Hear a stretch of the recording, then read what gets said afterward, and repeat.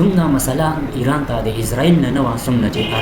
عرب ملکونو نه ایران ته مسله وه. په دې وجه باندې چې کوم دی نو ایران د اسرائیل سره په فلسطینو سره ونه درېدو، الټا د اسرائیل سره ودرېدل. یو خوا عرب ملکونه د فلسطین لپاره اسرائیل سره جنګېدل او بل خوا ایران د اسرائیل سره ولاړو په پټ په پټه به مدد کولو. د دې خوا خپل منځ کې یو خوبیا ملګرتیا شوې وه. په هغه ټایم کې چې د اسرائیل کوم بادشاه و هغه وویل چې یاره ما ته هر طرف باندې زه یو وړوکی ملک یم، لیکن زه هر طرف باندې زما سره عرب ملکونه دي، زما دپاره په کار دا دی چې زه یو داسې عرب ملک سره دوستي وکړم، عرب ملکونو سره چې زما دپاره صحیح ثابت شي. چې په دغه وخت کې د ایران اسرائیل یو بادشاهان یو بل سره میلاو شول او په دغه ټایم کې د دې دوستي وشوله، ځکه چې په عرب ملکونو کې د غونډه نه غټ ملک و ایران و. دغه وخت کې 1950 کې د ترکي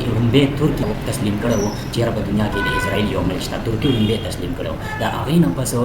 ایران تسلیم کړو، لیکن ایران د سویزرلینډ په ذریعه باندې لیټر خط ولیکو او هغه خط یې کړلو چې ما ته تسلیم وکړي او زمونږ تا سره یو دوستي هم جوړېدی شي. یا دا ویل چې یاره موږ ایران چې کوم دی نو دا اسرائیل نه تسلیموي، لیکن هېڅ چاته هم پته نه وه چې یاره شاه او ایران چې کوم ټایم کې د ایران بادشاه ول نو هغه چې کوم دی نو ایران له اسرائیل په خپل ملک کې د ایجنټ صاحب